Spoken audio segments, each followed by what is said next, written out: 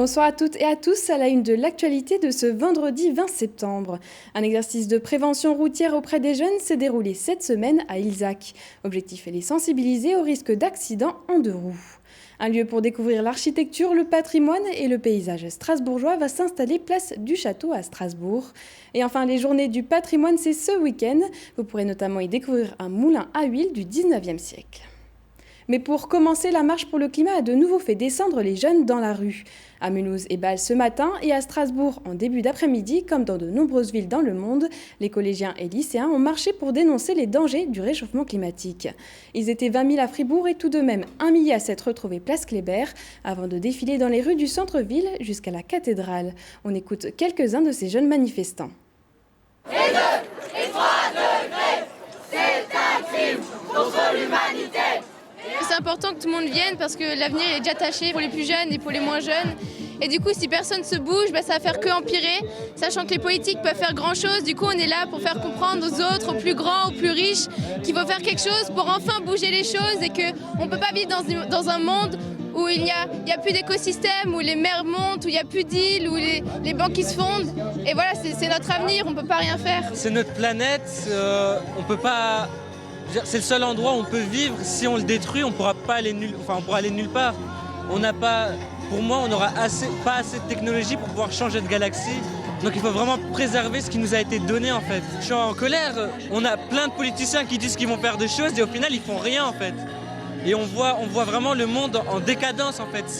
Ça se dégrade et on peut rien faire en fait. Je pense que c'est important pour notre avenir parce qu'il est entre nos mains et que personne ne fait rien. Enfin, je sais pas, c'est là où on vit, c'est comme si on cassait notre maison, quoi. Enfin. Et demain, les jeunes et moins jeunes se donnent rendez-vous à partir de 14h, place de la République à Strasbourg pour une nouvelle marche organisée par le collectif Il est encore temps Strasbourg. En 2018, 40 personnes ont perdu la vie sur la route dans le département du Haut-Rhin. Parmi elles, près de 21% étaient en deux roues motorisées. Les jeunes sont particulièrement touchés par ce fléau. À la demande de la préfecture du Haut-Rhin, une sensibilisation à l'éducation routière a été proposée à des adolescents tout au long de la semaine. Reportage à Ilzac avec Marine Zis. Quelle est la vitesse maximale autorisée avec un 50 ? On n'a pas le droit, logiquement, de dépasser les 45 km/h. C'est la vitesse maximale avec laquelle vous êtes autorisé à conduire. La matinée d'initiation débute avec un cours théorique et l'accent est mis en particulier sur le port d'équipement.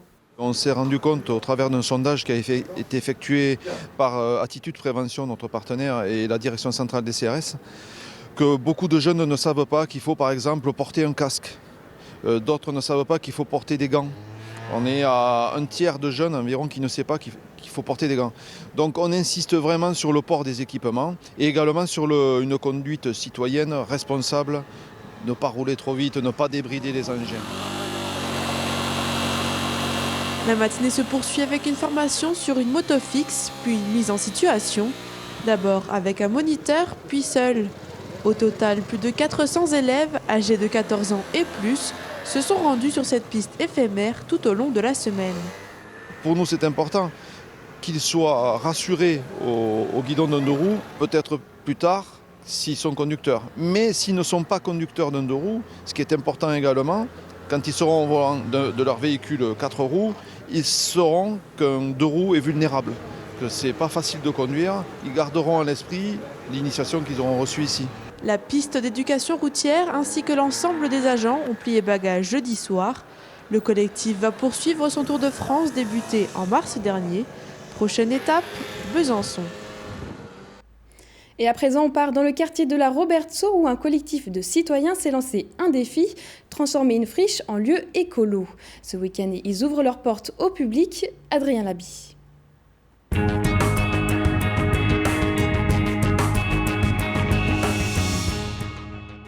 Devenir le laboratoire des transitions à Strasbourg, c'est le projet de l'Euroasis. Installé depuis juillet entre la Robertso et le parc de l'Orangerie, un collectif d'une centaine de citoyens rénove ce terrain prêté par la ville. 3 maisons et 2 hectares de terrain en friche qui devraient dans un avenir proche accueillir de nombreux projets alternatifs. On aura l'espace de coworking, un espace de formation, une école alternative, une crèche, un restaurant bio. L'idée en fait c'est de proposer aux habitants de Strasbourg un lieu sur lequel ils vont pouvoir venir et ils vont pouvoir tout simplement retrouver du support, retrouver des endroits sur lesquels on peut rencontrer des personnes qui ont les mêmes visions que vous, des moyens techniques pour pouvoir proposer soi-même le développement de ses propres projets, aider les gens aussi à développer leurs propres projets et essayer de mettre en valeur, on va dire, ce côté un peu transition. Si à l'Euroasis on souhaite changer le monde, on ne fait pas de politique. Ici, on parle plutôt de raison d'être. Ne cherchez pas non plus de chef, il n'y en a pas. La transition passe aussi par de nouveaux modes de gouvernance. On a effectivement opté pour une gouvernance un peu particulière qui est une gouvernance partagée, c'est-à-dire horizontale. L'objectif est d'abolir les rapports de domination, donc de ne pas avoir de chef. Donc nous fonctionnons comme un corps humain, on a différents cercles qui fonctionnent de manière autonome sur la base de la confiance, sur la base d'une mission clairement définie. Et ensuite, quand ils ne peuvent pas décider dans leur cercle, ils peuvent remonter des choses au cercle général, qui est composé des liens qui sont dans chaque cercle et qui arbitrent les questions qui n'ont pas pu être arbitrées dans chaque cercle. Un mode de décision qui peut paraître étrange aux non-initiés, mais au cœur du projet du collectif, ici, les moyens importent plus que la fin. Où ça ? Dans la clairière. La clairière. Et fermeture à 22h30. Ce soir, l'Euroasis ouvre ses portes, l'équipe y organise un festival. Thème de ce vendredi, l'économie sociale et solidaire. Et dès demain, des rendez-vous plus festifs. Samedi et dimanche, ça reste solidaire aussi, mais vraiment plus grand public, avec des concerts, des spectacles, des ateliers collectifs ou un peu plus individuels, plutôt dans le cadre du bien-être. Aussi une table ronde dimanche autour du réchauffement climatique. Ce week-end sera aussi également l'occasion de rencontrer les bénévoles. Si vous aussi, vous vous sentez l'âme d'un Euroasien, le collectif est à la recherche de toutes les bonnes volontés. Vous êtes probablement déjà passé devant sans le remarquer. Le 5e lieu, situé sur la place du Château, à 2 pas de la cathédrale, va bientôt ouvrir ses portes au public. Ce bâtiment historique offrira un nouveau départ pour découvrir la ville. Immersion dans ses murs, encore en chantier.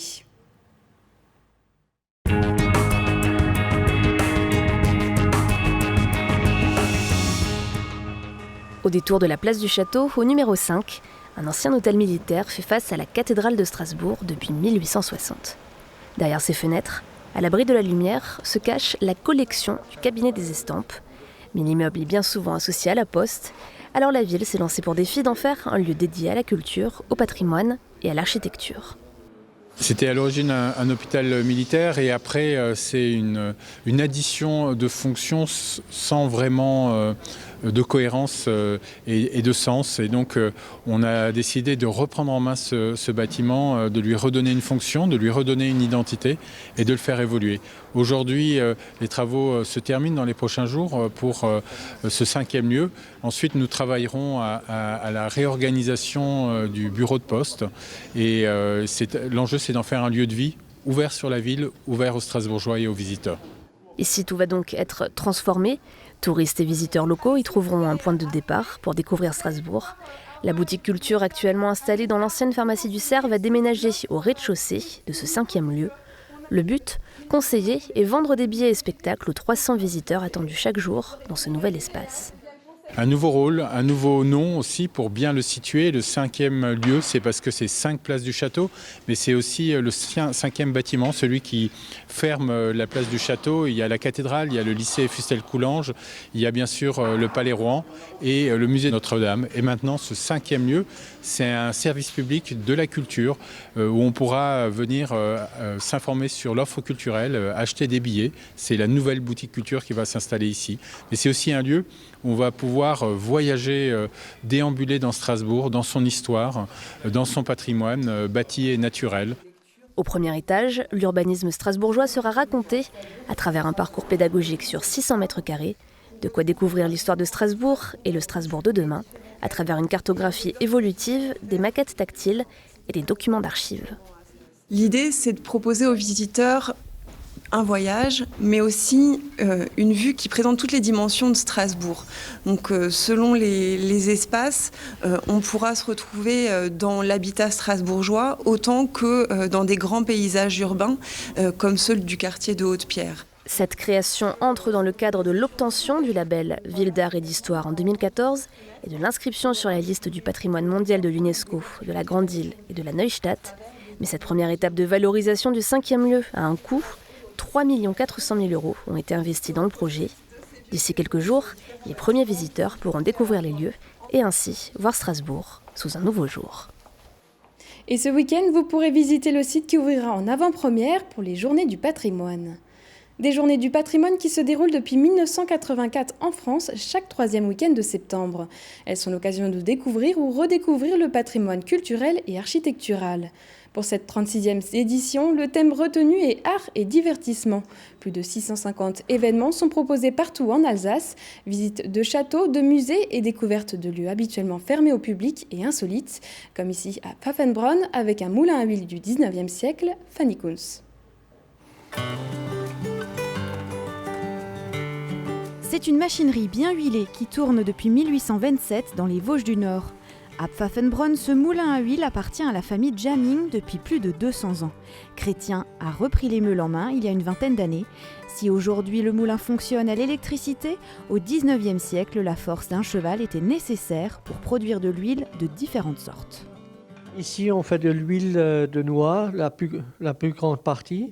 On peut faire de l'huile de colza, de pavot par exemple. Et puis bon, après, les noisettes aussi on peut faire. Et ce qu'on fait encore de temps à autre, de l'huile de chanvre encore. Mais bon, la plupart, c'est des gens qui ramènent et repartent avec l'huile. Le moulin produit artisanalement environ 1000 litres d'huile par an. Mais pour recueillir ce précieux élixir en bouteille, Chrétien perpétue un savoir-faire ancestral délicat. La première étape, c'est que les noix sont décortiquées, c'est des cerneaux. Et ceux-là, on les verse en dessous des meules et après ils sont broyés en pâte. Et une fois que ça commence à coller sur les meules, la pâte est pratiquement prête. Cette pâte est récupérée dans un seau et après chauffée dans un chaudron à 35 degrés environ.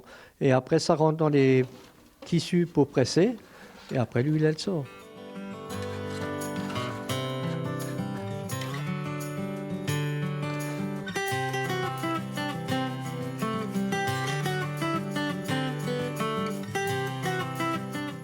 Cette année, comme à son habitude, le moulin à huile de Pfaffenbronn ouvrira ses portes aux curieux dans le cadre des Journées européennes du patrimoine. Démonstrations et dégustations d'huile seront proposées par la famille Jamming dimanche à partir de 13h.